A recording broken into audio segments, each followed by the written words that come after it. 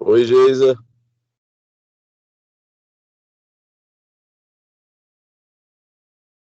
Oi, pessoal, tudo certo? Tudo? Estão me vendo, ouvindo? Uhum. Eu só aceitando a turma que está entrando agora, para a gente já começar.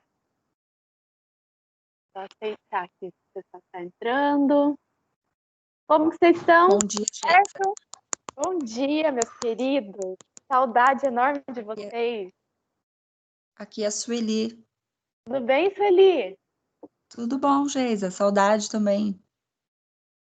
Seja um bom Eu não semestre consegui para gente. assistir a ambientalização. Depois você pede para o pessoal, o representante da sua sala, para te passar as principais orientações, ou você conversa com ele depois. Foi bem tranquila, né? Foi mais uma inauguração do semestre, para dar as Certo, boas-vindas para vocês. Mas tá a bom. Meire passou certinho a data que ela vai atender vocês, né? O horário de coordenação. O pessoal do último semestre começa o estágio agora, né? Em breve, né? Logo vocês também, né? O tempo está correndo. Mas daí você pede para o representante da sua turma passar certinho o que foi falado por você, tá bom? Ok. Ok, pessoal. Bom, pela 10ª vez, bem-vindos ao semestre. Espero que vocês tenham conseguido descansar um pouquinho. A gente sabe que, embora a gente esteja ficando mais tempo em casa, parece que surge tanta coisa para a gente fazer, né, nessa época de pandemia. Você vê cada cantinho com poeira que você vai limpar, limpa um guarda-roupa, faz isso, faz aquilo. E ficar muito tempo em casa acaba ficando um pouco maçante também, na verdade. E uma coisa que a gente está vendo é muita gente reclamando de ou muito cansaço, ou que dorme além da conta, ou que não consegue dormir. De um modo ou de outro, isso tudo é resultado desse excesso de tempo que a gente está ficando dentro de casa. Mas se não for assim, a gente, né, se arrisca mais a pegar o vírus e não é um momento muito legal. Então a gente tem que se virar como podemos agora e, como a gente estava conversando, as nossas aulas seguir nesse momento, ainda nesse sistema pelo Teams, é o que temos de melhor para agora. Bom, o pessoal que estava lá junto com a Meire, como eu falei, a gente vai começar a semana de cara com parasitas. E essa disciplina de práticas em parasitologia e líquidos, né? Que líquidos são esses? Esses líquidos são os fluidos do nosso organismo que a gente vai estudar junto com os parasitas. A gente começa a nossa disciplina mais voltada para o exame de fezes, né, parasitos do exame de fezes, como funcionam os principais tipos de exames de fezes. Depois a gente passa para os parasitas que temos no sangue, e o Brasil lidera, né, os parasitas no sangue, como, por exemplo, a malária, né, também o vírus da dengue acaba entrando, leishmaniose. Então, nós temos também parasitos presentes no sangue e a gente vai estudar também como eles atuam e como nós podemos detectá-los no sangue. Depois do sangue, a gente estuda alguns outros fluidos, mas basicamente a disciplina se resume aí. E tem muita gente que ama parasitas. E tem muita gente que chega com um baita preconceito e diz que não quer de jeito nenhum fazer exame de cocô. Né? Mas o legal do parasito é que é muito dinâmico, porque você nunca sabe o que vai encontrar ali naquele potinho de fezes. E os parasitos são seres vivos, né? Então, o legal é que a gente começa a entender as estratégias deles para sobreviverem. E diferente de você ter uma doença crônica, a pessoa ter um parasito significa que tem alguém se hospedando no seu organismo.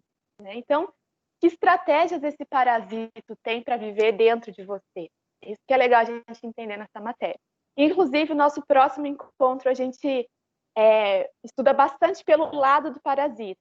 Né? Na semana que vem, nós vamos estudar as estratégias dos parasitas, o que é muito legal, que a gente vê como o parasita consegue controlar o hospedeiro. né? Então, só para vocês terem uma ideia, tem pesquisas que dizem que o vírus da dengue e também alguns outros parasitas do sangue modificam algo, como se fosse criar um aroma ou algo no organismo da pessoa infectada para que mais mosquitos venham picá-la. E, uma vez que essa pessoa é mais picada, esse parasito vai mais facilmente de um organismo hospedeiro para o outro, né? Então, a pessoa acaba atraindo mais mosquitos para ser mais picada, porque no sangue dela tem ali um parasita. Como isso funciona, a gente ainda não sabe, mas são coisas assim estratégicas do parasito que está controlando um hospedeiro ali, está vivendo no hospedeiro, que a gente começa a entender com mais detalhes nessa disciplina. Bom, para a gente começar então, vou trazer aqui para vocês.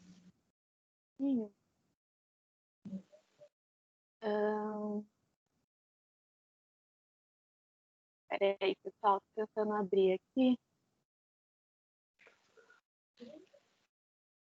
PDF com as nossas datas. Só um minutinho, por favor.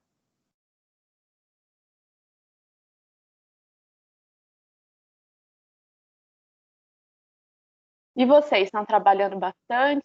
Como é que estão as coisas? Sem parar. Graças a Deus, né? É ruim, mas é Amém. bom. Olha, eu lembro do semestre passado. Vocês falavam, professora, eu vou ter que vir na aula 2 dias para ter aula de 1 hora. Lembra? Aham. Agora, pelo menos, é em casa, ó. Vocês pediram tanto. Não, eu tô trabalhando, Geisa. Graças a Deus, né? Peraí, pessoal. Aí. A qualquer momento eu saio, tá, Geisa? Bom, vamos tocando aqui. A aula, como a Meire falou, gravada, né? Então depois vocês conseguem acompanhar também. Mas o legal é a gente acompanhar durante a aula para a gente ter essa interação, né? Mais acolhedor, né? Quando a gente tem ao vivo. Bom, deixa eu tirar um print aqui, porque eu não estou conseguindo abrir o PDF e mostrar para vocês. Isso aqui depois eu deixo na disciplina, quando eu conseguir acessar a disciplina aqui. Tô saindo, Geisa. Tá bom. Depois você acompanha a aula, hein? Tá bom. Valeu. Tchau, tchau.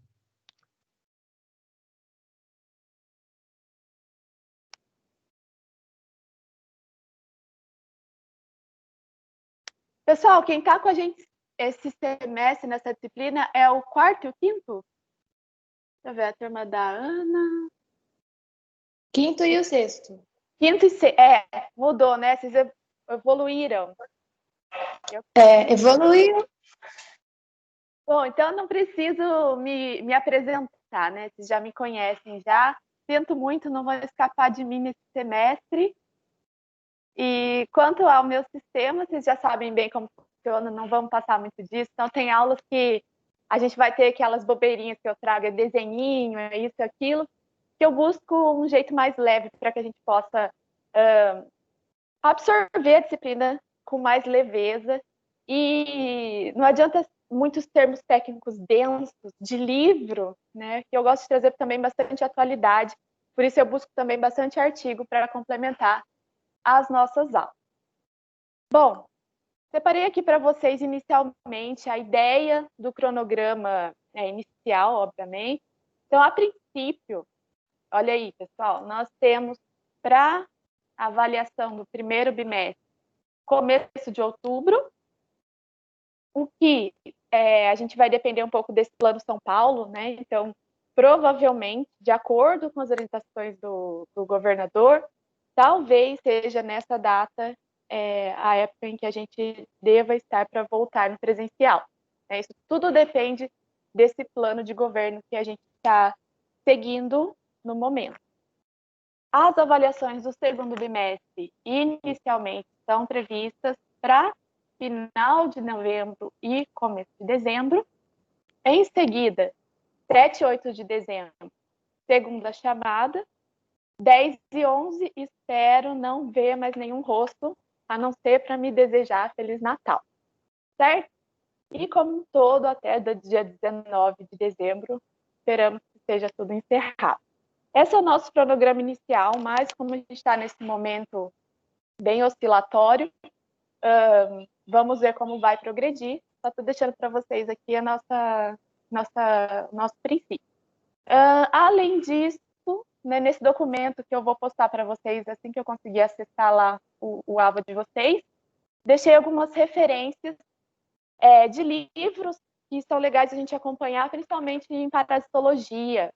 Né, pessoal, uma dica, tem muita gente que começa a trabalhar como biomédico em laboratório e tem receio, inclusive eu nunca vi alguém chegar no laboratório de ter um atlas, né, para acompanhar. Então, inicialmente, enquanto a gente não está completamente acostumado com, por exemplo, que parasito tem naquelas fezes, é ótimo a gente ter um plano para seguir. Né? Então, ali um atlas, aquela imagem que você está vendo no atlas é igualzinho que você está vendo no microscópio. Não tenham receio de ter isso na mão de vocês. Né? Assim como não tenham receio de ter um atlas indicando que tipo de leucócito é aquele quando você vai fazer uma contagem diferencial de leucócito no caso de uma hematologia. Né? Então, não tenham receio. Porque tem gente que fala, se eu pegar isso aqui para acompanhar, a pessoa que está aqui do meu lado vai achar que eu sou burra, que eu não sei o que tem no microscópio. O importante é a gente ter certeza daquilo que a gente está fazendo, concordam? Então, aí, só uma dica, né, para sermos biomédicos de classe A. Pessoal, tudo tranquilo até aqui? Sossegado? Tudo. Só queria dar um oi para a Dalzígia. Oi, Dalzígia, te amo. Oi, Adeusinho, eu também te amo, Só para Isabela. deixar registrado. Certo. Ó, estamos em 15. E eu amo todos aqui, ó, todos. Mais algum recado de correio elegante aí? Uma saudade, né, gente, de começar a aula, de ficar... Meu Deus. A única coisa que eu não tenho saudade é de ficar mandando vocês ficarem quietos. Aqui é só apertar o mudo e, ó, uma beleza. Quando voltar essa Isabela Adalgis, ó, prepara os ouvidos, que vai ser tanta fofoca para pôr em dia, né? E a gente vai ter que separar uma aula só para as fofocas. Ai, o que eu faço com vocês? Não, gente. É dessas coisas da saudade, né? Bom, gente, vamos então para o que interessa? Seguinte, mais alguém tem algum recado à parte aí? Não? Então vamos que vamos. Pessoal, preparei uma aula para a gente conversar um pouco hoje sobre um assunto que eu acho que vocês nunca ouviram falar: coronavírus. Mas por que falar de coronavírus numa disciplina de parasita? Ora, o que o vírus é? Parasita intracelular obrigatório. Inclusive, vamos entrar um pouquinho no quesito de é ser vivo ou não é ser vivo. Isso aí é um grande debate da ciência, que inclusive nós chegamos a comentar em algumas aulas do semestre passado. Acho que teve umas perguntas que não sei se foram todos os alunos, mas eu cheguei a fazer para vocês, né? Isso ainda vai um pouco para o lado pessoal, né? Junta um pouco com a sua opinião pessoal a respeito. Né? Eu já começo aqui a nossa aula falando que, para mim, não é só um ser vivo, como também um dos mais inteligentes, quando a gente começa a pensar como ele. Então, como eu falei há um tempinho, uns minutos atrás, o legal da parasitologia é que a gente está falando de outros seres, né? Seja o vírus, por exemplo, vivo ou não, mas os demais parasitas, que, assim como nós, o que eles querem é sobreviver. E eles têm as estratégias deles para manterem as vidinhas deles, a fim de se manter vivo e reproduzir sua espécie, e assim manter sua espécie viva também. O que a gente vê com o vírus é que ele tem belíssimas estratégias, inteligentíssimas estratégias, justamente para manter suas espécies, se assim podemos dizer, e vivas, entre aspas. Então, começar a falar um pouquinho sobre esse parasito, E, como eu disse, vamos tentar entender um pouco o lado dele, o lado do vírus e suas estratégias de, entre aspas, sobrevivência. Então, gente, olha só. Muito se fala de Covid, né? Então, Covid é a Covid, não o Covid, é a doença. Quem causa a doença é o SARS-CoV-2, certo? E já viram esse cara aí? O famoso Bill Gates? Então, recomendo que vocês deem uma olhadinha no YouTube.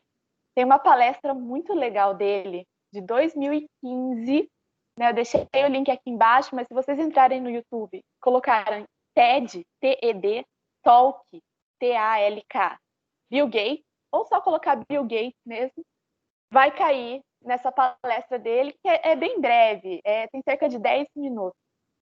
Mas é uma palestra de 2015 que ele diz, olha só o que ele fala. Se algo matar mais de 10 milhões de pessoas nas próximas décadas, é mais provável que seja um vírus contagioso e não uma guerra. Não mísseis, mas micro-organismos. E é legal porque parece uma cartomante nesse vídeo dele. E não é só ele que sabia disso, não, né? O mundo já estava se preparando para essa... Se preparando, talvez não, mas sabendo dessas pandemias. Infelizmente, a gente não soube, no primeiro momento, como melhor tratar e como se orientar, porque é um momento de desespero, né? No primeiro momento, a gente não sabe como esse vírus vai nos atacar, como os nossos organismos vão responder, como ele vai se mutar. Mas esse vídeo do Bill Gates é muito legal, porque tudo que ele vai falando é o que a gente está vivendo, né? 5 anos depois. Então, ele fala, olha, a sorte, entre aspas, que a gente teve com o Ebola, porque era um vírus que não era de transmissão fácil pelo ar, né? Inclusive, o Ebola, gente, a letalidade dele era de até 90%. Em algumas regiões da África, o Ebola matou 90% das pessoas infectadas. A vantagem dele não ter se espalhado pelo mundo é que a pessoa ficava altamente debilitada. E muito debilitada, ela ficava na cama. E estando na cama, era menor a condição dela passar esse vírus para outros indivíduos. Então, acabou ficando mais regionalizado, né? Não chegou a ser uma pandemia, graças a Deus. Mas o próprio Bill Gates fala, olha, mas isso aí serviu como um alarme. Sejam preparados para um vírus que possa ser contagioso pelo ar. E olha só, não é exatamente o que a gente está vendo nesse momento. Para nossa sorte, também, mais uma vez, o coronavírus, a letalidade dele é bem baixa, né? Então, embora dê a impressão de que seja de 2 a 3% das pessoas infectadas que elas venham a óbito, acredita-se que essa letalidade não é de 2 a 3%, mas de cerca de 0,6%, porque tem muita gente infectada que é assintomática. Então, tem mais gente ainda infectada e o número de mortes em relação a isso torna-se ainda menor. Então, olha lá, gente, para a gente abrir os olhos, né? As 5 principais epidemias do século XXI. Século XXI, né? A gente está, o quê? 20 anos no século XXI. Ainda temos um pezinho para arrastar aí. E as 5 principais epidemias foram causadas por vírus. Os vírus estão vindo com tudo, gente. E além da gente pensar nas bactérias que estão se tornando resistentes a antibióticos, né? Para vírus não se tem antibiótico, então temos que correr com as tais das vacinas com muita cautela. Os vírus, eles estão causando essas epidemias que deixam a gente realmente preocupado, né? Então, só no século XXI já tivemos 3 epidemias de coronavírus. Então, a gente teve a SARS, tivemos a MERS e agora a Covid. Tivemos uma epidemia de Ebola e uma que teve origem na África e uma epidemia de Zika vírus que começou aqui no Brasil. Felizmente, o Brasil não entra nessas paradas para perder, né? Essas coisas que têm a ver com desgraça, o Brasil sempre está lá em cima, infelizmente. Mas estamos lidando bem no momento para conter da melhor maneira a doença. Então, olha só, esse panorama aqui eu peguei ontem para mostrar para vocês, e o Bill Gates dizia lá, cerca de 10 milhões de pessoas poderiam vir a óbito por causa de doenças transmitidas por vírus.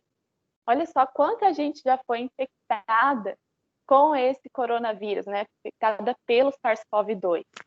Mais de 23 milhões de casos confirmados.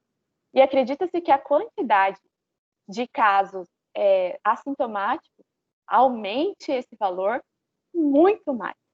E desses 23 milhões, já em todo o mundo, tivemos mais de 800 mil óbitos, sendo que só aqui no Brasil já passou de 100 mil, né? Já estamos em 115 mil aproximadamente.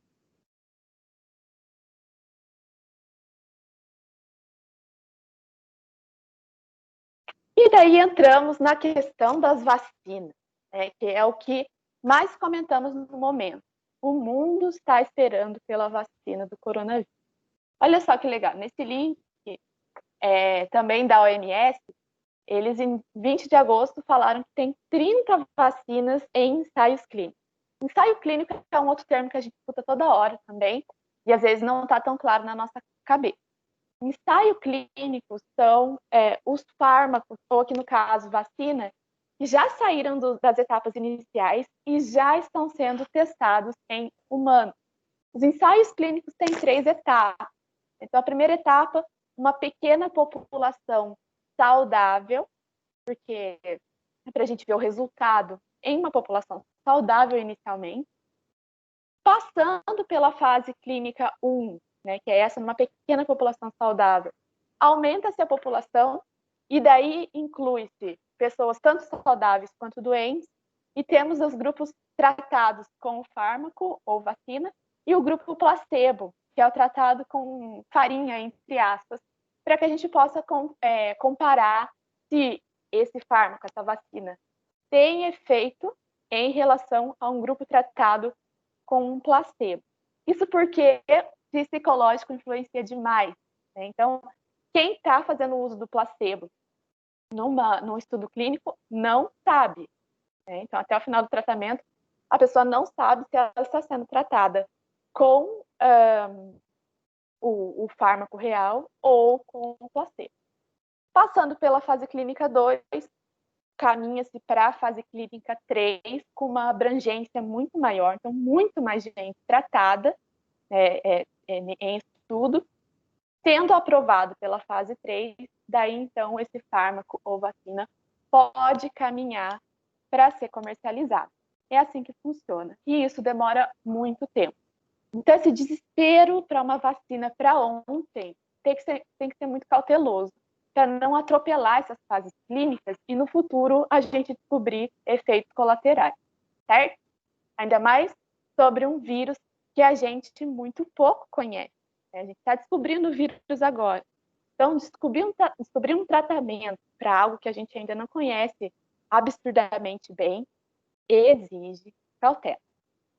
Enfim, além dessas 30 vacinas que estão nessa fase clínica, ou seja, sendo tratada e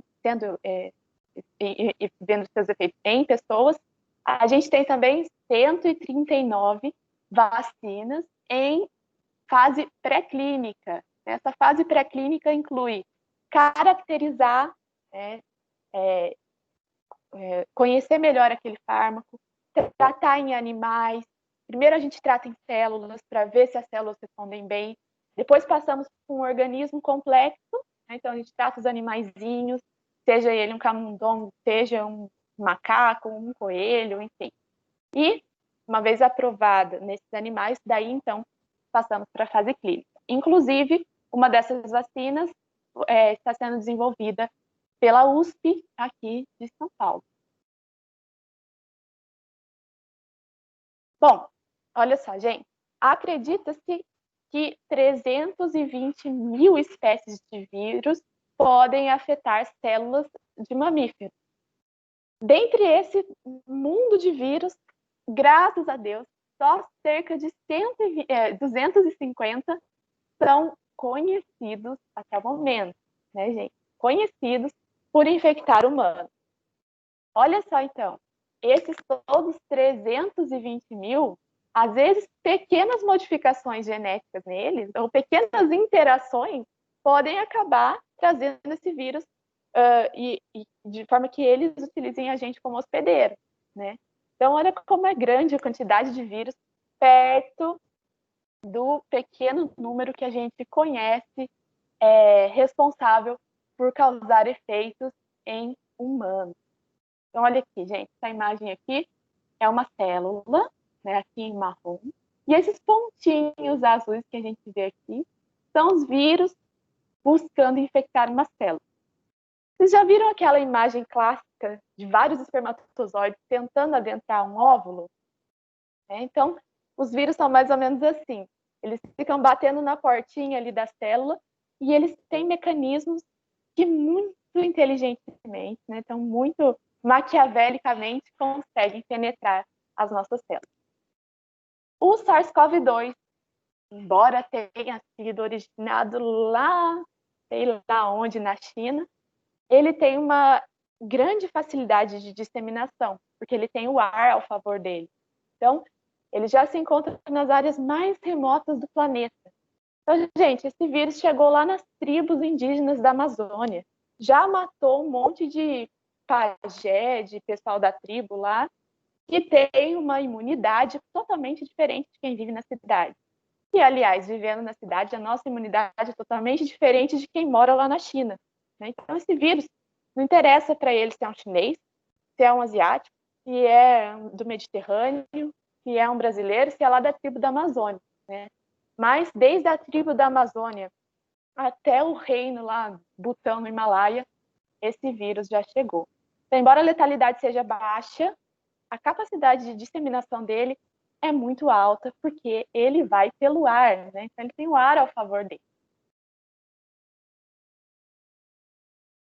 E como eu falei, essa aula de parasita trouxe um pouquinho do conceito para a gente entender o que é um vírus, né? Então, pensando pelo lado do vírus, quando surgiu, de onde ele foi, de onde vem, para onde vai, o que come, onde habita.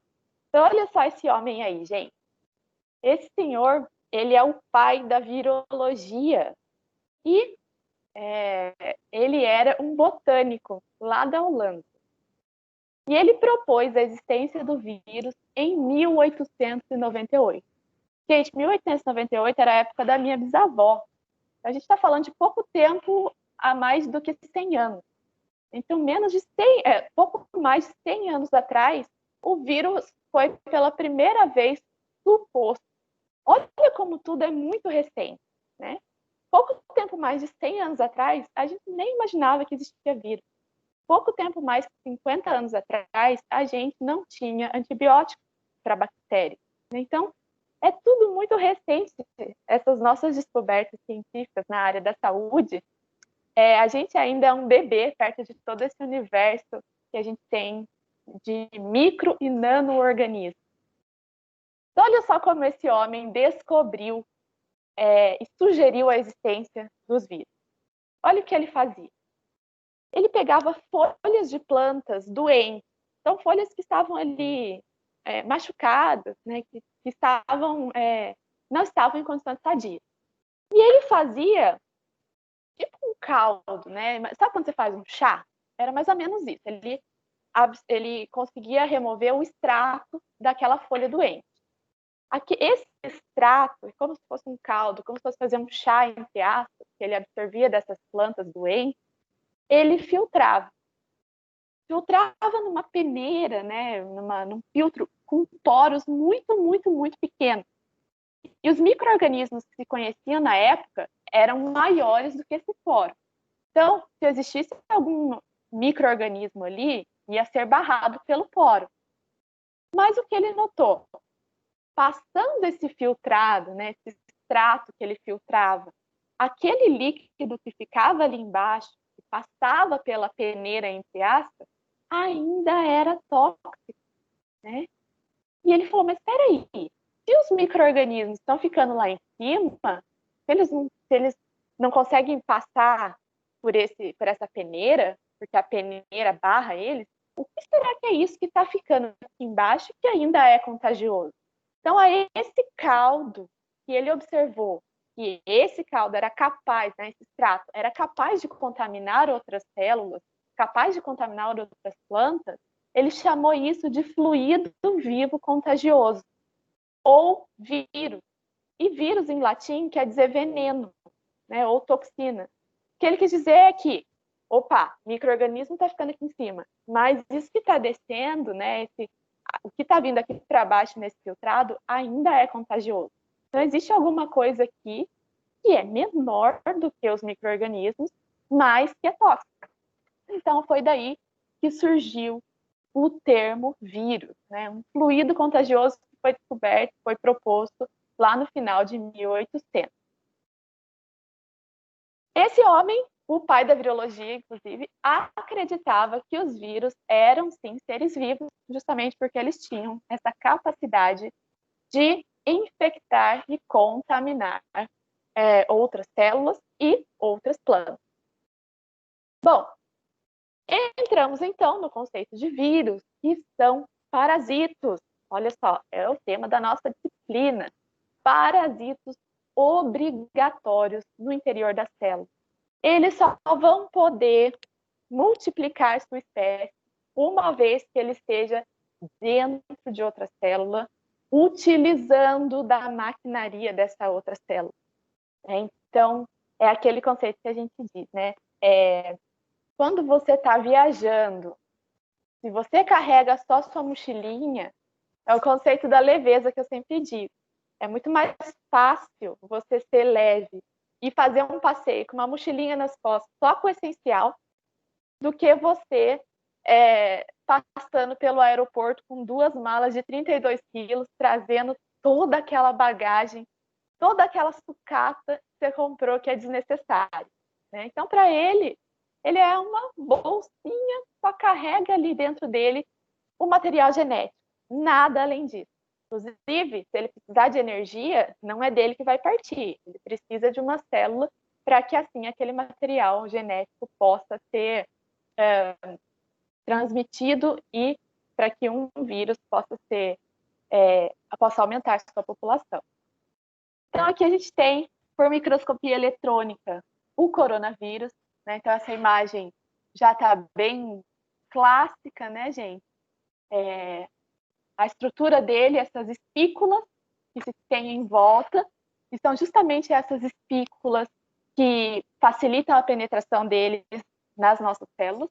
E aqui, ao lado, a gente tem um vírus bacteriófago, que também vocês já devem ter estudado em algum momento.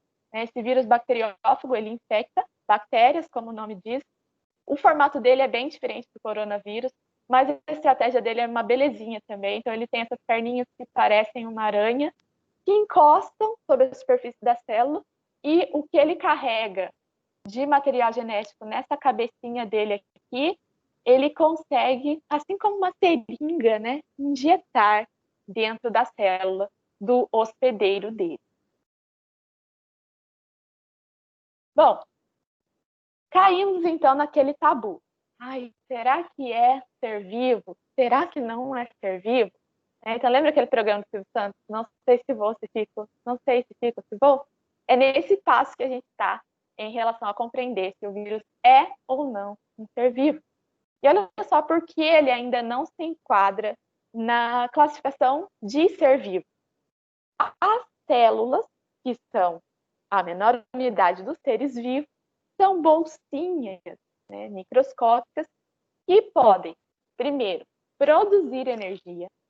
Segundo, elas se reproduzem, né? Então uma célula vira 2, e elas conseguem ter dentro delas alterações que são passadas para as gerações futuras. Ou seja, elas carregam o material genético, a informação genética dentro delas. E graças a isso é que nós conseguimos evoluir. Né? Todas as espécies, que vai desde uma bactéria, né, uma célula procariótica, até mais complexas como o nosso organismo. O vírus, por sua vez, ele sim é capaz de acumular alterações genéticas. Inclusive,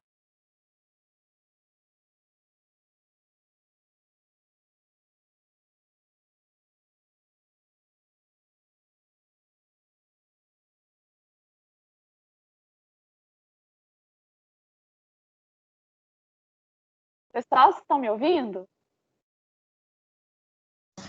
Agora sim. Voltou?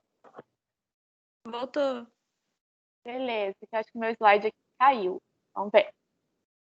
Bom, então aqui, os vírus acumulam as alterações genéticas, ou seja, eles conseguem mutar muito rapidamente. Como eu disse, por isso a gente precisa de vacina da gripe todos os anos.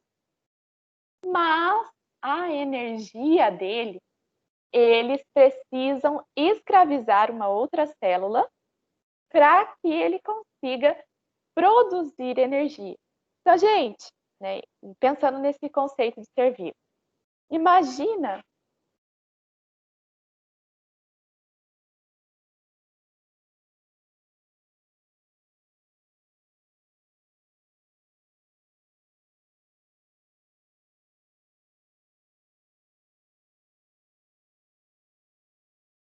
estão me ouvindo? Agora sim. sim. Caiu, né, gente? Caiu. Desculpa, acho que foi a internet aqui. Isabela. Oi.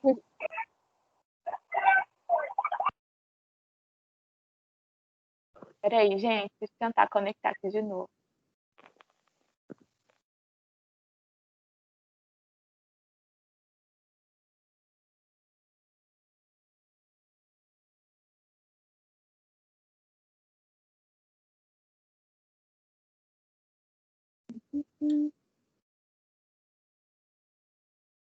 Bom, enquanto a internet aqui vai voltando, né, tá falando do vírus, imaginem que você pode mandar o seu irmão mais novo ir para academia, fazer 10 horas de academia para você e quem vai emagrecer é você.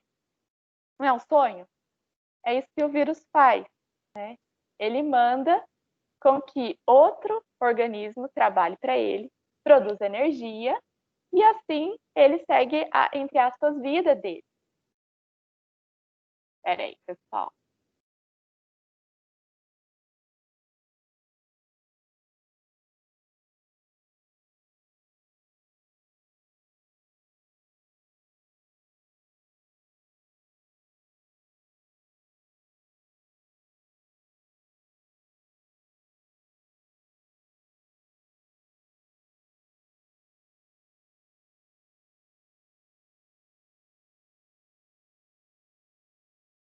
Peraí que eu voltar aqui no nosso slide.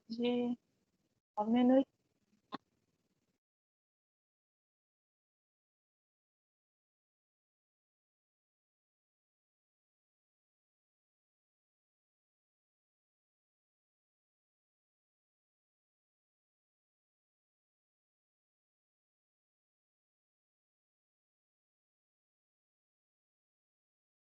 Dá uma espreguiçada enquanto isso.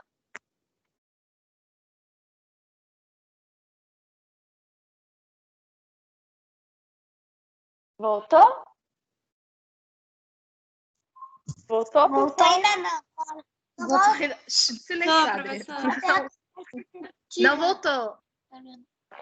Não? No meu voltou.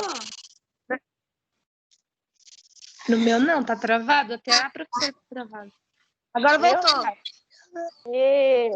Ai, gente, percalços, né? Percalços da vida online. Tudo certo aí?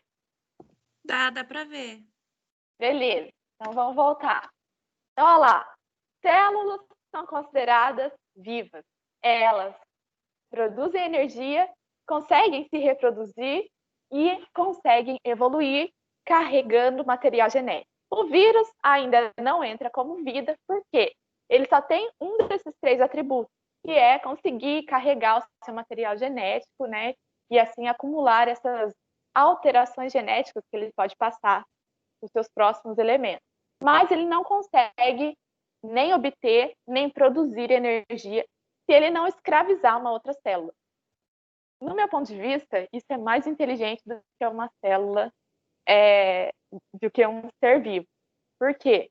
Ele é livre com a bolsinha dele, né? Então, quando ele quer, ele entra, invade, produz milhões. Quando ele não quer, não precisa, ele fica tranquilão, né? E quem vai para academia, gastar energia, trabalhar igual um condenado, suar igual um condenado é como se fosse o irmão mais novo, né? Então, é a mesma coisa que a gente mandar alguém ir para academia e quem vai emagrecer, ganhar massa, ficar forte, é você. Estratégia, né, gente? Estratégia pura. Bom, olha só que legal, gente. Acredita-se que os vírus surgiram há cerca de 4 bilhões de anos atrás. E só agora, em 2020, saiu um artigo que estão começando a classificar os vírus em diferentes domínios. Então, sabe aquilo que a gente vê, que os humanos, por exemplo, evoluíram dos primatas, e a gente vai vendo nossa taxonomia, que é algo que a gente vai comentar na próxima aula também, né? Nosso reino, filo, classe, ordem, família, gênero, até chegar na nossa espécie humana, estão começando a fazer isso com os vírus também, para tentarem afunilar, encontrar a origem genealógica, entre aspas, dos vírus que se tem conhecimento. Mas olha como é complexo esse mundo dos vírus. A gente, todos os seres vivos, tudo que tem vida na Terra, está classificado em 2 domínios, que são os eucariotas, né, que são as células que possuem um núcleo organizado, e os procariotas, que principalmente englobam as bactérias, que são seres cuja célula não tem núcleo organizado.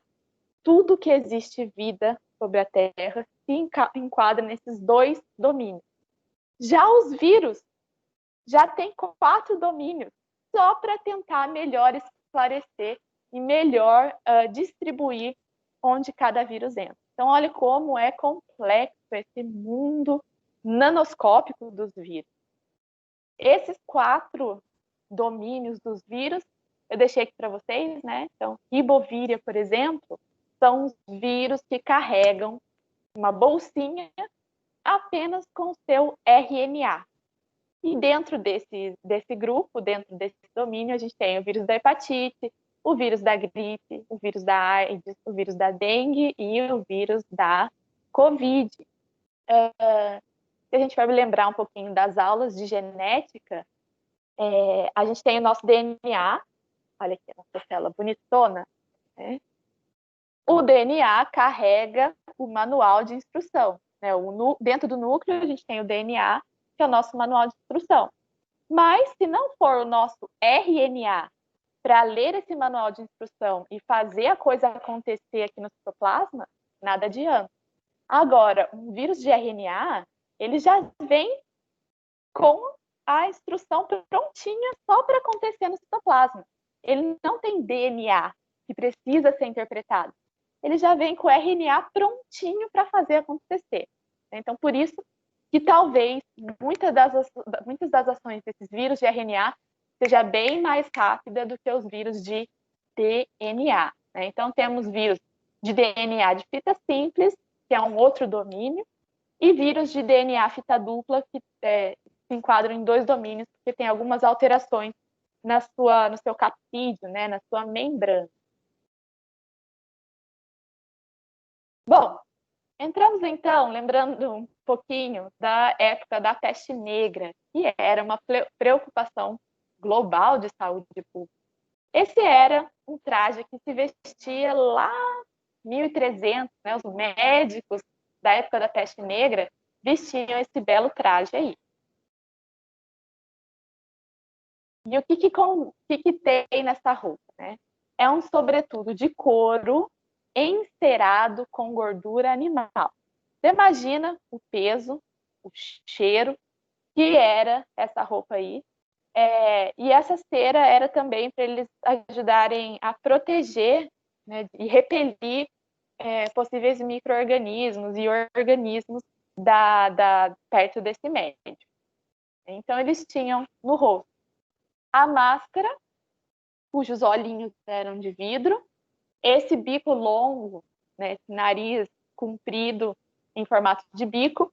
Dentro desse bico, ele tinha furos para que o médico pudesse respirar, e ali dentro tinha um monte de erva. Por quê? Muitos pacientes, né, tinham um cheiro podre, né, poderiam estar em putrefação, e o aroma era muito desagradável. Então, ali ele tinha mirra, cânfora e outras ervas para que o cheiro da região, né, a falta de higiene e tudo mais, não entrasse direto em contato com o nariz do médico. Hoje, sabemos que a bactéria que causou peste negra, ela era transmitida por picadas de pulga de rato.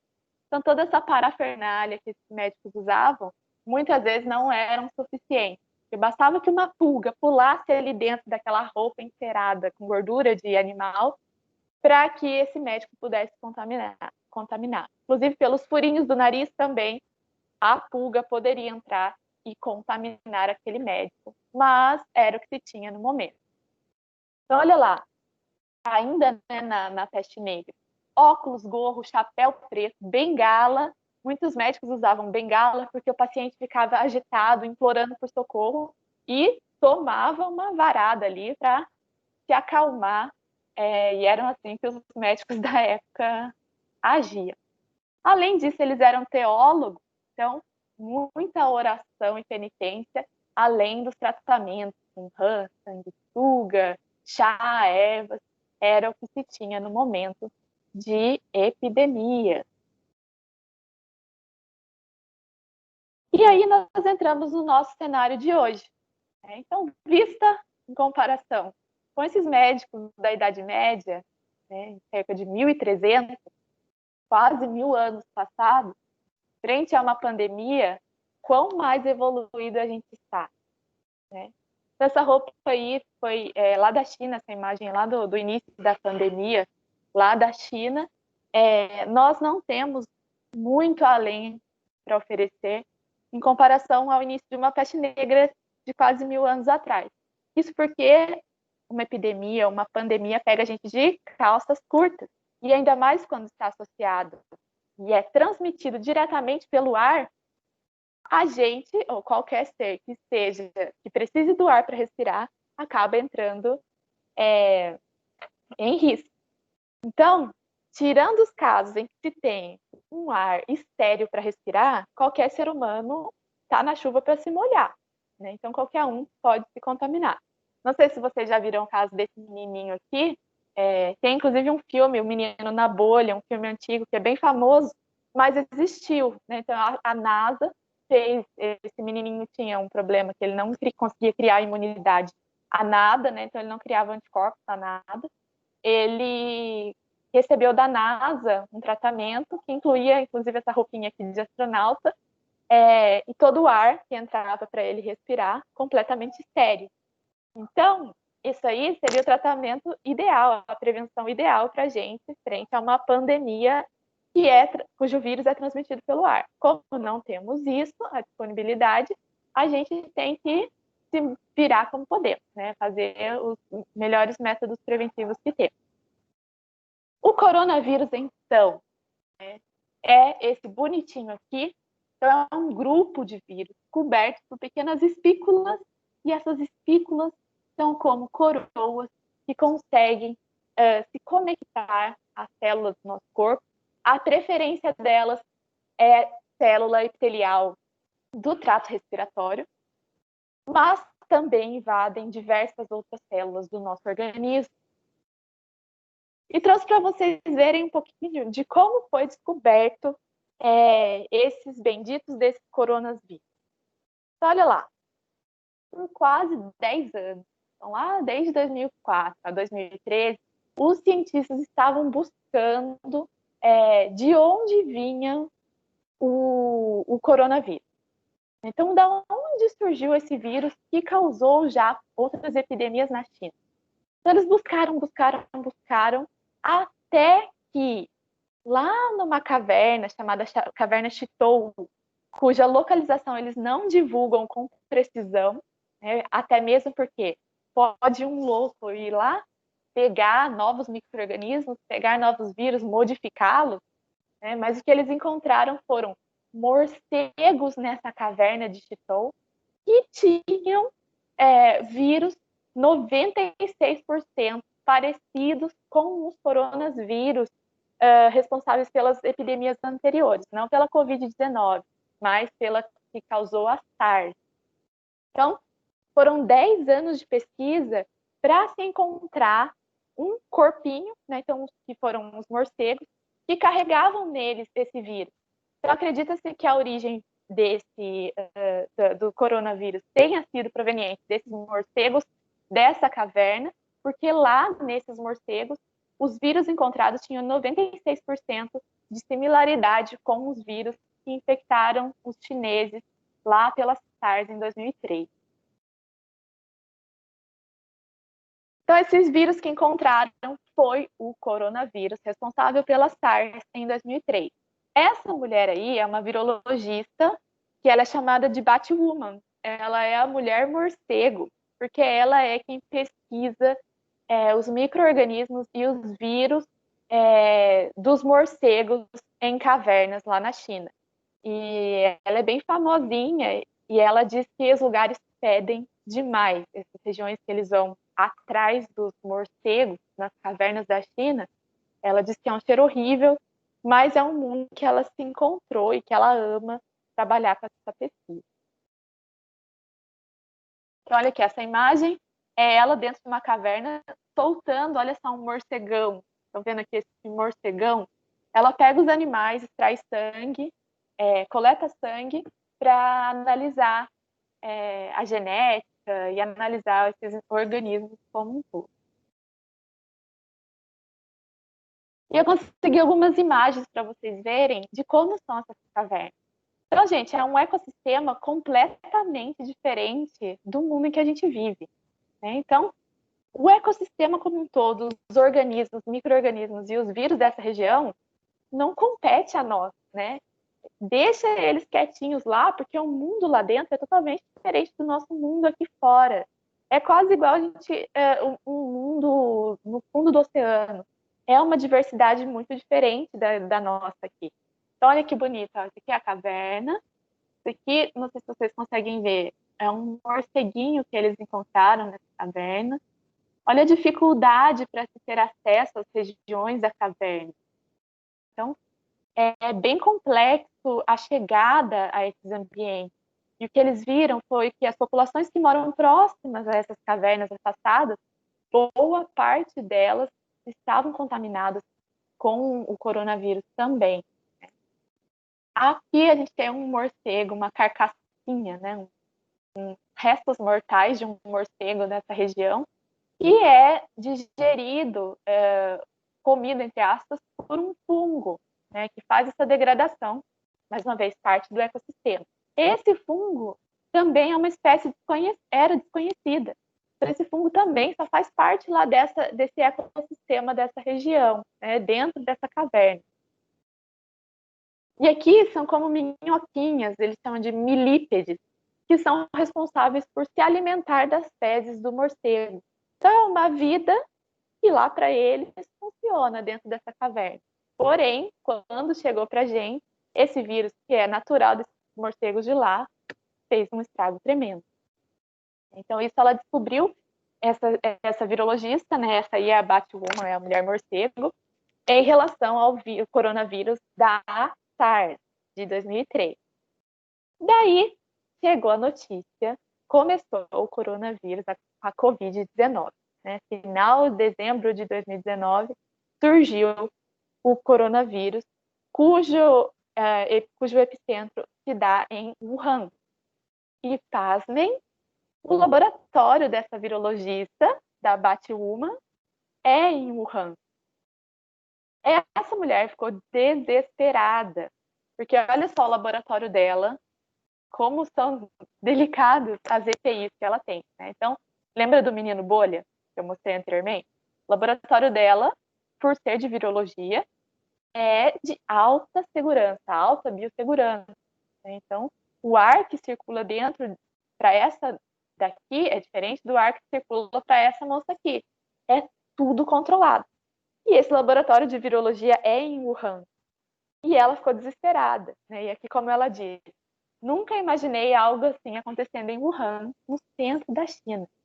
Se o culpado fosse um coronavírus, poderia ter vindo do nosso laboratório, porque o laboratório dela era em Wuhan, né? Então, ela disse que ficou frenética, que ela não dormia, que ela fez sequenciamento de novo do material genético dos vírus que ela trabalhava, que ela mandou para outro laboratório também sequenciar para ver se batia com os vírus que as pessoas estavam se infectando. Por fim, ela diz, né, o nome dela é Xi, suspirou de alívio. Nenhuma das sequências eram compatíveis com as viroses que se tinha no momento, né, da Covid-19. Nem das que ela tinha recolhido das cavernas e dos morcegos. Mas, apesar disso tudo, ela achou melhor se aposentar, né? Então, tiraram ela da linha de frente dessas expedições de caça morcego, de caça vírus nos morcegos, né? Então, ela jura que não é proveniente do laboratório dela, muito embora seja uma grande coincidência, né, gente? Outro fator... Né? Então, né, a gente não dá muita opinião, mas está dado aí os argumentos científicos, né? Tem ali até, inclusive, esse link, que eu vou deixar para vocês também, tem a entrevista dela falando sobre o assunto, né? A gente não pode dar opiniões, até mesmo porque não temos certeza, mas estão aí os dados, e ela jura de pé junto que os vírus que ela tinha dentro do laboratório dela em Wuhan era diferente dos vírus do coronavírus da Covid-19. Bom, outro fator muito importante, não sei se vocês se lembram, mas a gente ficou por um tempo sem saber como dar o nome na doença. Inicialmente era o novo coronavírus, né? Então um novo coronavírus, mas o novo coronavírus hoje já não é tão novo assim para a gente, né? Então, o nome teve que ser cautelosamente pensado para que não se caísse em quadros de preconceito. Então, existe direitos humanos até para criar um nome de um vírus. Então, alguns exemplos que eu trouxe para vocês, você lembram da H1N1? Era chamada popularmente de gripe suína. O que aconteceu? Lá no Egito, eles falaram o quê? Suína? Não, suína que não. Vamos abater e matar todos os porquinhos. Então, lá no Egito, mataram todos os porcos por causa da gripe suína. Contudo, a gripe era transmitida de pessoa para pessoa, né? Então, isso foi um conceito que acabou ficando errado e levou ao abate dos porquinhos pelo nome gripe suína. Foi em 2009. Em 2015, teve a MERS, que também foi causada por um coronavírus. Síndrome respiratória no Oriente Médio, né? Então, MERS, o ME, né, de Middle East, Oriente Médio. Por causa desse nome, nos aeroportos principalmente, qualquer pessoa que tivesse um aspecto de Oriente Médio já sofria um grande preconceito, né? Então, eu olhava para aquela pessoa e falava, ai, meu Deus do céu, lá vem aquela pessoa que pode ter MERS. Inclusive pessoas do Egito que mataram os porquinhos, o Oriente Médio aqui na MERS de 2015. Então, para criar o nome agora da doença, tanto o nome Covid quanto o nome SARS-CoV-2, demorou, né? Então a gente ficou um tempo sem saber como dar nome, não sei se vocês se lembram disso, porque não queriam colocar nenhum nome que tivesse a ver com a região, né, que tivesse a ver com a China, que tivesse a ver com o nome de pessoas, com animais, ou tipos de alimentos, ou culturas, para que não se criasse um preconceito em relação àqueles fatores. Então, ficamos com o nome da doença, Covid, Coronavírus Disease 19, que foi o ano em que surgiu. E o vírus se chama SARS-CoV, né, que é o SARS, Coronavírus Disease 2, porque a gente já teve um que foi o responsável por causar a epidemia de SARS. Trouxe para vocês verem a nível microscópico, olha só, Olha só que belezinha. Essa imagem aqui, ela foi divulgada mundialmente e foi feita na Fiocruz. Então, são imagens do Rio de Janeiro, muito bem feitas por microscopia de transmissão. Então, aqui a gente tem uma célula, imaginem que aqui, né, é a membrana da célula, e todas essas bolinhas pretinhas são os vírus tentando invadir a célula. E aqui eles conseguiram pegar o exato momento em que se encaixa, entre aspas, a espícula do vírus, então a parte da coroa do vírus, em que ela se encaixa no receptor da célula, que é o ACE2, e a partir disso, então, o material genético do vírus consegue entrar na célula.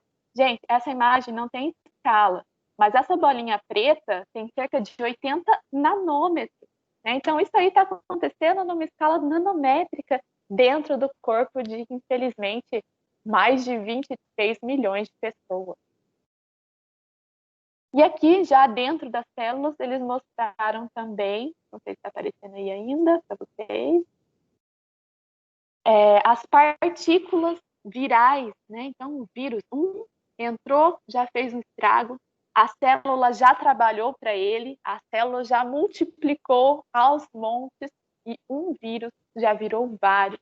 E a partir de então ele pode sair e infectar outras células, não só outras células, como pelo trato respiratório, sair daquele corpo e invadir o próximo organismo, ou os próximos organismos, né? E fazer um estrago tremendo.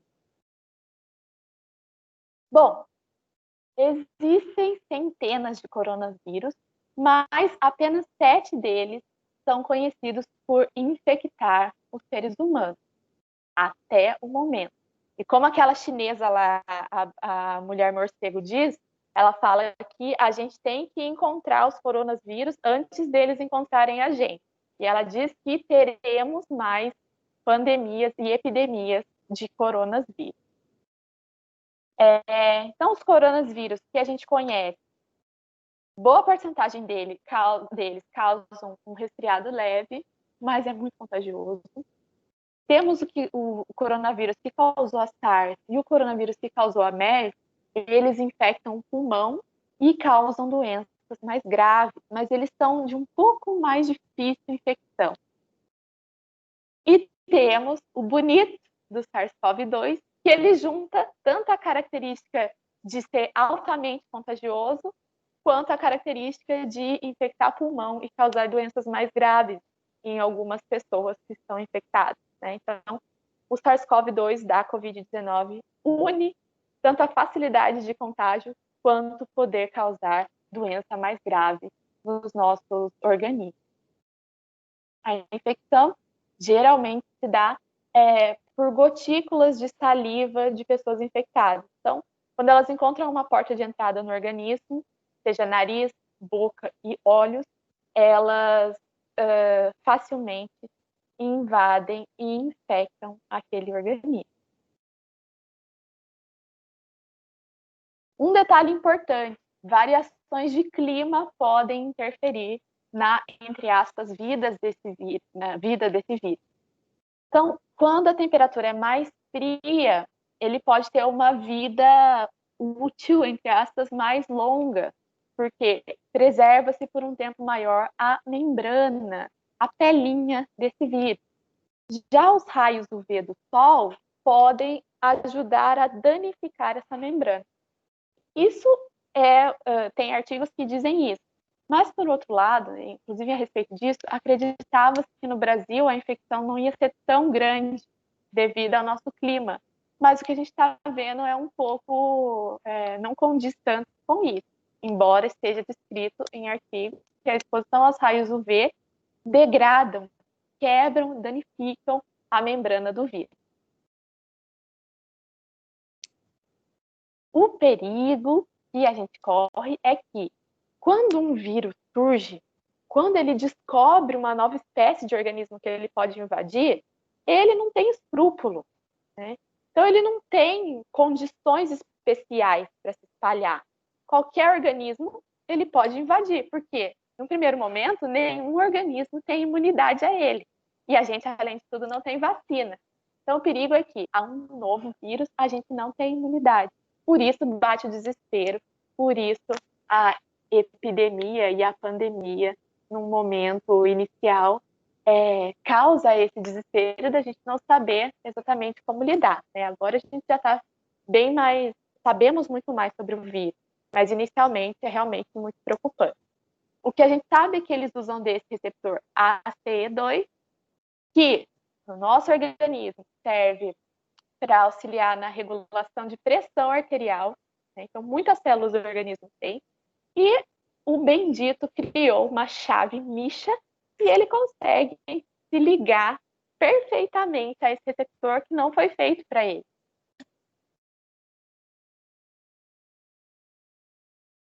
A complexidade, embora a gente veja muito esse desenhinho, né? É só ele se ligando ali no receptor ACE2, a complexidade é imensa. Então, tem muitos artigos que propõem como acontece exatamente a ligação das proteínas do vírus com esse receptor ACE2.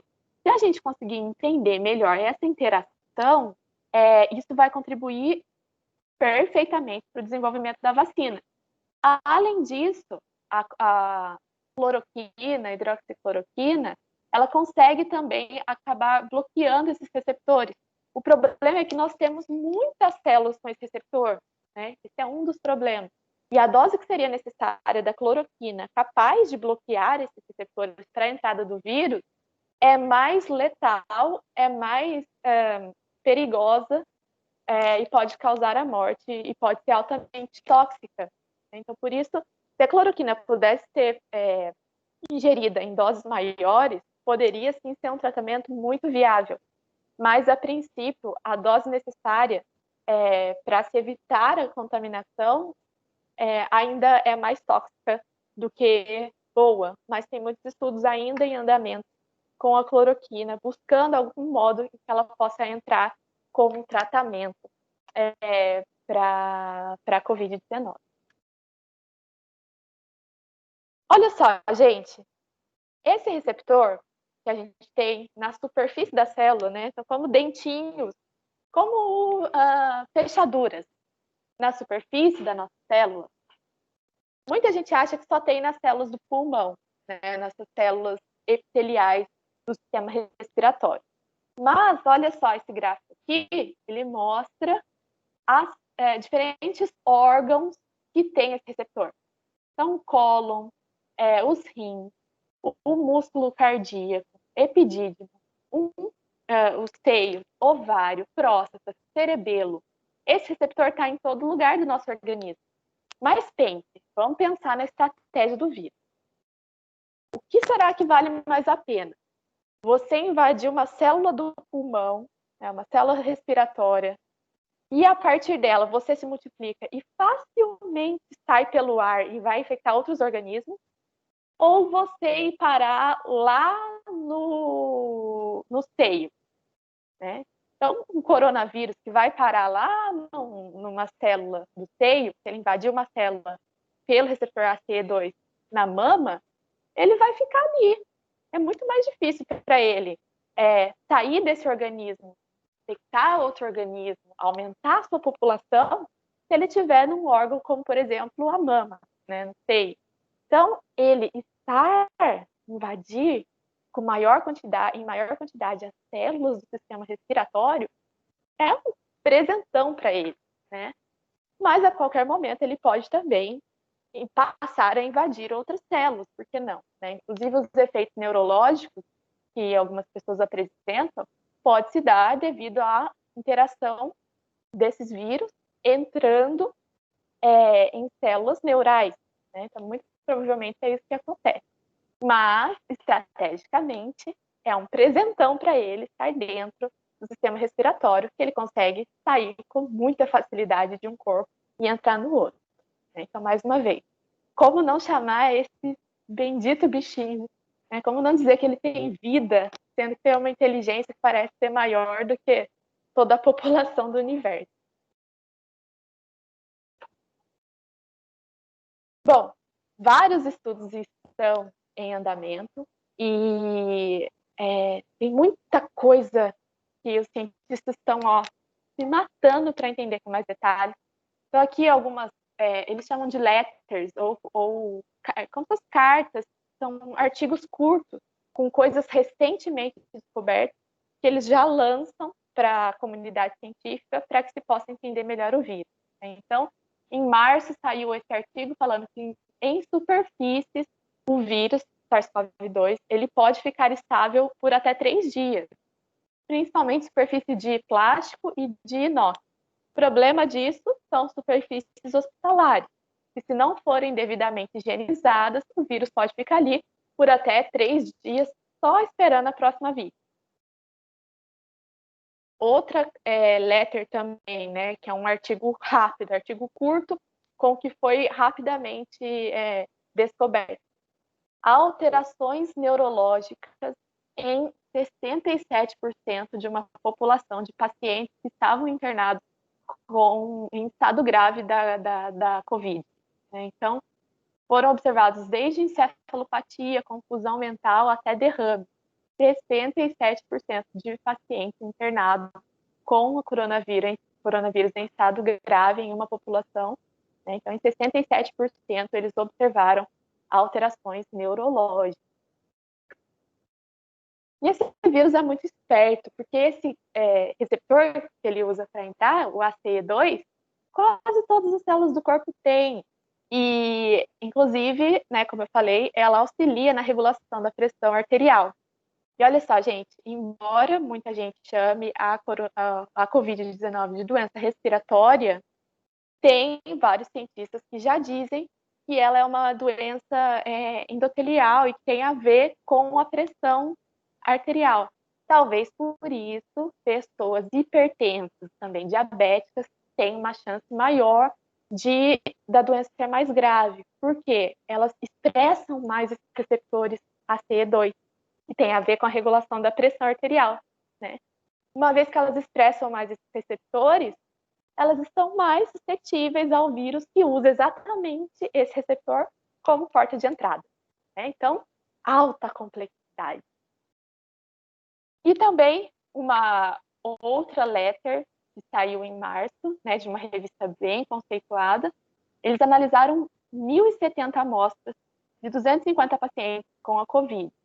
E eles viram quais são as amostras em que mais se tem positivos para RT-PCR e não. Então, o lavado broncoalveolar, que vem lá, uma amostra lá do pulmão, 93% aparece positiva, né? É bem mais sensível para RT-PCR. O escarro também tem uma grande chance de que a amostra de um paciente com a doença dê positivo. O suave nasal, né? Então, aquele cotonete lá no fundo do nariz, 63%. Suave da orofaringe, né? Então, acesso pela boca, 32% apenas, o que é quase a mesma porcentagem de que essa amostra venha a ser positiva pelas fezes, que se note o PCR dê positivo pelas fezes. Então, a porcentagem de chance do PCR encontrar a amostra na orofaringe é quase a mesma das fezes. No sangue desse grupo analisado, foi só 1%. Então, talvez por conta disso, muitos desses testes rápidos ainda não seja completamente eficiente, porque no sangue é baixa a porcentagem de que a pessoa infectada, principalmente no primeiro momento, que apareça ali para ela o positivo para o vírus. E urina, 0%. Bom, por fim, olha só que legal o estudo que fizeram da COVID, né? Do estudo do vírus e como o vírus modifica e faz com que a célula trabalhe para ele. Então, esse aqui, eu tenho o link também do artigo aqui, o nome do artigo. Esse cara tá bombando, esse cientista aqui, ele publica uma revista, um artigo atrás do outro e altamente de impacto. Então, olha só, gente, essa célula aqui, a gente vê ela delimitada em branco, né? Então, seria aqui o meu azulzinho. Aqui está em branco, e aqui dentro, né, aqui o núcleo, conteúdo da célula. Essa célula está infectada com o vírus da Covid, né? Então, ele tem o SARS-CoV-2 dentro dele. Essa célula, com esse vírus, o que esse vírus tem que fazer? A partir da hora que ele já tem quantidade suficiente ali dentro, ele precisa invadir outra célula. E olha só o que eles observaram, que a célula projeta tentáculos. E esses tentáculos criam como se fossem braços, projeções, prolongam o tamanho da célula para que os vírus possam sair pela pontinha desses tentáculos e assim mais facilmente entrar em contato com uma célula próxima, né? Uma célula adjacente. Então, olha só, é o que eu disse no início. Parasitos têm estratégias e essas estratégias controlam e modificam as atitudes do hospedeiro. Então, aqui é uma imagem em microscopia desses tentáculos, e aqui na pontinha deles a gente vê diversas bolinhas, que são os vírus, né? Então, para não falar tentáculos, o nome chique, né? O nome científico é filopoidia desse efeito. E olha só que legal, gente. Então, aqui a gente tem a célula, e aqui um desses tentáculos, né? Então, essa projeção, e na pontinha dessa projeção a gente vê 2 vírus saindo, e assim eles vão para outras células para mais facilmente conseguir infectá-las. Qual o objetivo desses tentáculos? É justamente evitar o distanciamento social entre as células, né? Então, uma vez que ele consegue esticar os bracinhos, criar tentáculos na célula, ele consegue projetar e ir mais longe com aquele vírus para que assim ele contamine uma próxima célula mais próxima a ele, né? Então, gente, vamos ficar por aqui hoje, e na próxima aula a gente volta a partir daqui, para a gente ver um pouquinho qual a diferença desses os vírus de DNA e RNA, e então entramos também nos parasitos maiores, né? Então, os parasitos que possuem estratégias, né, para invadir o nosso corpo e para que o nosso corpo trabalhe para ele. A gente vê nessa última imagem aí de junho, a gente vê que eles não só invadem, né, eles fazem com que os organismos do hospedeiro trabalhem para ele, né? Então, vamos ficar por aqui hoje. Mais uma vez, bem-vindos. Né? Espero que seja um semestre muito produtivo e que a gente consiga se dedicar mesmo em casa, né? O bom é que a gente pode tomar um café quentinho, acordar, relaxar. E, mais uma vez, muito obrigada aí pela companhia de vocês. Né? Já começamos com bastante alunos. Espero que vocês continuem interagindo daquele jeito que eu gosto, da interação de vocês, né? Eu gosto que participem.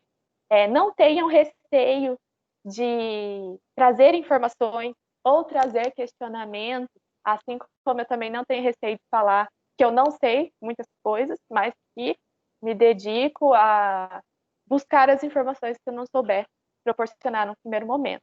Então, não tenha medo de perguntar, de trazer curiosidades, porque é assim que a aula fica mais dinâmica, e são essas curiosidades que acabam incentivando muito a ciência, não é mesmo? Certo? Gente, Oi. bom dia, é a Cris. Oi, Cris, tudo bem? Tudo. Deixa eu só te perguntar, essa célula que você falou, os tentáculos, é uma célula, mas aí ela aumenta, seria isso? Faz isso? Aham. Essa célula, deixa eu explicar, vamos lá. Nós temos pessoal que trabalha com laboratório de infecção viral, tem um modelo de célula que é de primata, é de macaco, é uma célula que é mais facilmente invadida por vírus, né? Então, quando se estuda vírus, geralmente se usa esse modelo de célula que é de macaco. E as vacinas, inclusive, num primeiro momento, quando são desenvolvidas, são testadas nessas células de macaco. Por isso que tem que tomar muito cuidado com um tratamento, com uma vacina que é criada, né, nessa fase pré-clínica. Os estudos clínicos têm que ser muito perfeitos para que o que está sendo visto numa célula seja reproduzido num organismo como um todo, sem causar dano. Então, essas células que são analisadas, essa célula aqui, se não me engano, eu não sei se ela é essa de macaco ou se ela é uma célula do cólon. Eu lembro que eu li no artigo, eles infectaram tanto as células do macaco quanto células humanas. Mas o legal, né, de uma maneira ou de outra, é que eles observaram que as células modificam o seu formato para trabalhar para o vírus. Porque as células não precisam dessas projeçõezinhas naturalmente, né? Essa célula específica. Mas devido ao vírus estar aqui, elas criam, por esse processo que a gente chama de filopoidia, como se fossem tentáculos, Cris, para que o que precisa sair de vírus daqui de dentro, imaginem só, aqui pela setinha, se a célula acabasse aqui sem essas projeções, ela perderia todo esse espaço, que dentro da célula é muita coisa, né? Dentro do organismo, se a gente for analisar microscopicamente, é uma grande caminhada, e o vírus consegue orientar a célula de modo que ela crie essas projeções para que ele, dentro da célula, ele tenha maior facilidade, né? Então, dentro da célula, é mais fácil o vírus se movimentar, entre aspas, dentro do citoplasma, do que no ambiente extracelular, que ele não tem vida nenhuma, né? Então, uma vez criadas essas projeçõezinhas, olha só o que ele faz. Vai e sai lá pelas pontinhas, e aqui ele consegue mais facilmente procurar uma próxima célula com o receptor AC2 para ele se clicar e conseguir invadir. E com isso também ficaria, por isso que as células de defesa também fica mais complicado para elas virem para afetar esse vírus, devido a isso também ou não? Você pode repetir, Cris? Não, como elas projetam esses tentáculos, as células de defesa, nossa, também fica com uma certa dificuldade, porque como elas agem muito rápido para vir combatê-las. Sim, também. Sim. Então, leva um tempo para criar a imunidade. Além disso, aquela célula ali, imaginem só, você tem o seu material genético e precisa que o seu RNA esteja funcionando. Só que ali dentro da célula, esse vírus está com o RNA dele também, né? E com o RNA dele, a sua célula tem que fazer virar proteína o RNA que está lá dentro, que o vírus está mandando. Então, isso também danifica e enfraquece aquela célula. Em vez dela produzir as suas proteínas, ela está com outro visitante ali, hospedeiro, e a maquinaria que deveria funcionar para você está funcionando para replicação viral também. Então, além desses fatores todos que estão acontecendo dentro da célula invadida, a célula, de alguma maneira, né, como ela faz esses tentáculos, ainda são poucas as suposições, mas ela se reorganiza para dar essas vantagens para o vírus, né? Igual aqueles mineiros, o pessoal fala que o pessoal de Minas é tão acolhedor, e realmente é, e as células são assim também quando o vírus entra dentro dela, que é hospedar da melhor maneira, só que acaba causando danos para o nosso organismo. Muito bem. Voltando um pouquinho na hora que você falou da cloroquina, falhou um pouco, acho que foi o seu microfone ou foi meu áudio, eu não entendi. O que você comentou da cloroquina mesmo? Então, tem vários estudos que vêm mostrando a cloroquina como o modo que ela atua, né? O problema da cloroquina, a dose dela pode, em um dia ela pode ser letal. Se ela passar uma dose acima do que o nosso organismo aguenta, pode ser letal. A cloroquina, ela consegue bloquear esse receptor ACE2 para que o vírus não entre. Mas, para que seja uma quantidade suficiente, né, para que o tratamento seja mais eficiente com a cloroquina ou hidroxicloroquina, precisaria que a dose fosse maior. Mais uma dose maior, o nosso organismo não aguenta, porque é tóxica. né? Então, tem cientista, laboratório que está buscando criar doses diferentes que possam ser administradas, né? Da cloroquina. Mas ainda tem pesquisa, né? Tem gente que fala que ela não está sendo mais usada, tudo, mas tem algumas pesquisas, sim, ainda em andamento, buscando um novo jeito de utilizá-las, e estão usando também a cloroquina como método para entender o funcionamento do vírus, né? Talvez não para tratamento, mas para entender o funcionamento do vírus. Esse cara, por exemplo, desse artigo, ele fala que o objetivo do laboratório dele não é criar uma vacina, é entender o que o vírus faz. Então, ele tem vários artigos muito legais que mostram como essa imagem que eu achei fantástica, né? Do vírus modificando a estrutura da célula para o benefício dele. E seria interessante até se tivesse algum medicamento, alguma coisa que não fizesse que a célula projetasse esses tentáculos, né? Que era uma forma também de diminuir a contaminação. Com certeza. Só que isso foi descoberto agora em junho, foi publicado agora em junho, né? É bem recente esse novo mecanismo. Então, assim, a pandemia, o problema é isso, o vírus chega, já vai entrando aqui, entrando ali. E o tempo da gente poder entender, né, como ele funciona, o tempo em que a gente está entendendo o movimento dele, ele já está aqui, ali, lá, 200 e tantos milhões de pessoas, pelo menos, né? Tá jóia, professora, obrigada. Certo, Ô, Geisa, oi. deixa eu te falar, mas você viu que o vírus, ele está se difundindo lá na Europa, mesmo sendo agora, estando no verão lá. Já na Itália, anteontem, mais de 1.000 pessoas foram infectadas. Então, gente, está tendo uma segunda onda muito feia lá, né? Então, quer dizer que o vírus ele não precisa do tempo frio para se propagar. Então, foi justamente isso que a gente falou na hora que você não estava aqui, Claudinei. Que acredita-se, né, tem artigos que falam que o tempo frio contribui mais para que o vírus tenha, para que o vírus se mantenha melhor. E que os raios UV do sol podem degradar esse vírus com maior facilidade.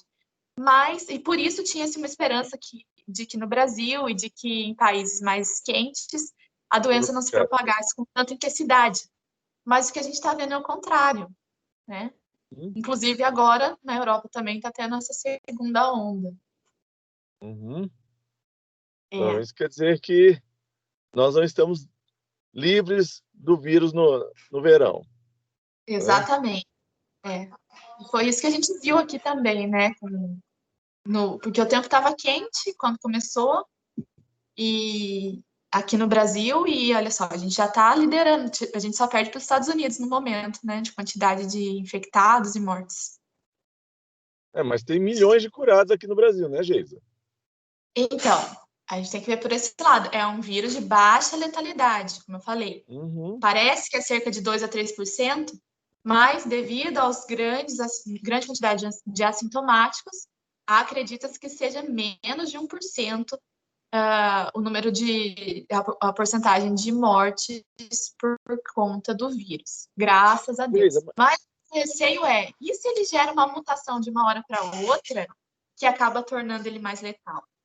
Não é vantagem para ele ser muito letal também, porque quanto mais letal, menos paciente infectado, mais morte, e o organismo como um todo vai embora. Então, quanto menos letal ele for, é vantagem para o vírus também, que ele vai se propagando mais, né? Ô, Geisa. Oi. Oi, amei. Né? Isso. A pessoa que já teve, ela não volta a ter, né?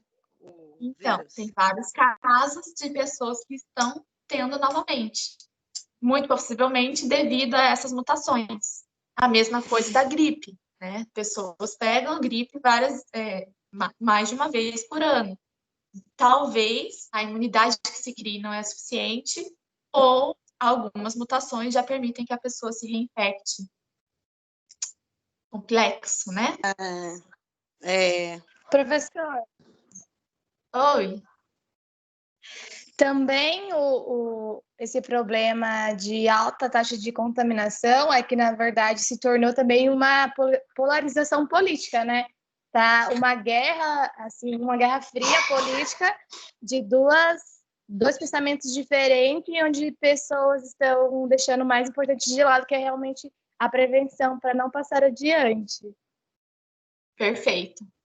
Perfeito sua colocação. Exatamente, né? A gente, além de tudo, tem a política, tem a economia envolvida, né? Questão financeira. Até que ponto é vantagem a gente entrar na fase amarela, sair da fase amarela, melhorar a economia do país, ter mais gente na rua, né? Então, tem coisas que podem ser encobertas. Por exemplo, no carnaval aqui, a gente não tinha nenhum caso de vírus aqui no carnaval. Nenhum, né? A ponto de a gente poder prevenir isso, evitando aglomeração. Infelizmente, a política e a economia acabam interferindo na qualidade da saúde. Má Muito bem. administração, Tudo, né? né? Tudo. Infelizmente. Né? Mas, Então, ô, é Geisa, difícil. as medicações, elas funcionam? A cloroquina, a azitromicina, a ivermectina. Por que que não está sendo liberada, então, gente? Se elas funcionam. Então, olha, é aquilo, né? É medicina e saúde baseada em evidências. Antigamente não se tinha muito disso, né? Volto eu a falar do Leonardo da Vinci. Para ele, Aham. as coisas você fazia para depois descobrir que com os resultados você ia descobrir a base. Mas hoje em dia a gente tem que trabalhar com a base primeiro. E é a mesma coisa das vacinas. O pessoal está tão desesperado pelas vacinas, tem que passar pelas fases clínicas, porque a gente não sabe o futuro.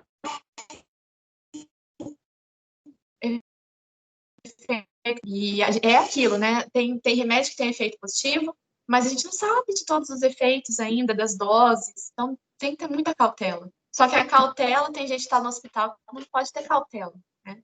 Só está no Mas hospital com todos que respirador. tiveram, Geisa, foram administradas essas medicações e foram curados. Todos os políticos. Muita gente não recebeu medicação nenhuma também foi curada, né? Quase mais de 90%. Então, até que ponto é o fármaco? Então, ou é a imunidade da pessoa? Então, temos que aguardar as orientações. A mesma coisa das máscaras. A própria OMS fala, olha, muita cautela para usar essas máscaras. Antes eles nem recomendavam. Pessoas assintomáticas, pessoas saudáveis, não precisam de máscara. Agora a orientação que eles dão é, vai para aglomeração, usa máscara. Mas a máscara de tecido, 3 camadas, né? Eles falam, uma hidrofílica dentro, um filtro, se possível, e por fora uma hidrofóbica, uma camada hidrofóbica. E falam, sigam as orientações do governo de vocês, né? Então, o legal do uso da máscara é que é bem higiênica se a gente souber usar. Mas muita gente compartilha a máscara, né? Ah, só vou até ali, me empresta essa máscara. E a máscara já tá verde, tem colônia ali dentro de bactéria, respirando direto na sua boca. E sei que é pior, né? Com certeza. Pois é. Certo, gente? Certíssimo. Muito bem, então, bom retorno, que seja um semestre muito bom e que a gente possa aproveitar da melhor maneira, né, gente? Se Deus Ô, quiser. gente, Oi! você vai dar aula pra Amém. gente mais alguma matéria, certo? Qual matéria que vocês têm? Ah, Sabe? nem me lembro. Deontologia é comigo, deonto, quem tiver. Não. Se não Não, tiver. Práticas em micro e hemato. Eu acho que essa aí você vai passar para nós. Certo. Eu fico no aguardo, porque eu adoro a turma de vocês, né? Práticas onde? Em casa, professora? Oi? Prática em casa? Só se for, né? Porque tá Então, difícil aqui a situação pra gente. Vocês pegam a cobaia aí pra gente fazer exame de fezes, pega o cachorro, pega a mãe. Mas vocês vão ver, a disciplina vai fluindo e acredito que até o final, mais pro final do semestre, a gente consiga retornar e fazer umas aulas práticas, né? Mas não se preocupem que a gente vai lidando da melhor maneira. Amém. Certo? Certíssimo. Não podemos parar. Beleza? Sim, senhora. 100%. Então tá bom, gente. A gente se vê aí talvez nessa outra disciplina. Eu tenho que verificar aqui se é a turma de vocês. E vamos tocando a bola. Certo? Uma boa semana, Certinho. bom retorno. Fiquem com Deus e até a próxima. Tá bom, Geisa. Até mais. Tchau, tchau. Até mais. Valeu. Beijão. Tchau, tchau. Tchau, tchau. Tchau, professora. Tchau, meus queridos. Fada sensata, senhora.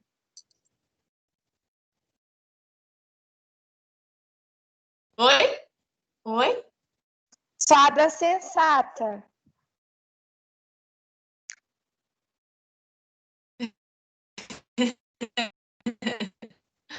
Beijão, Valéria.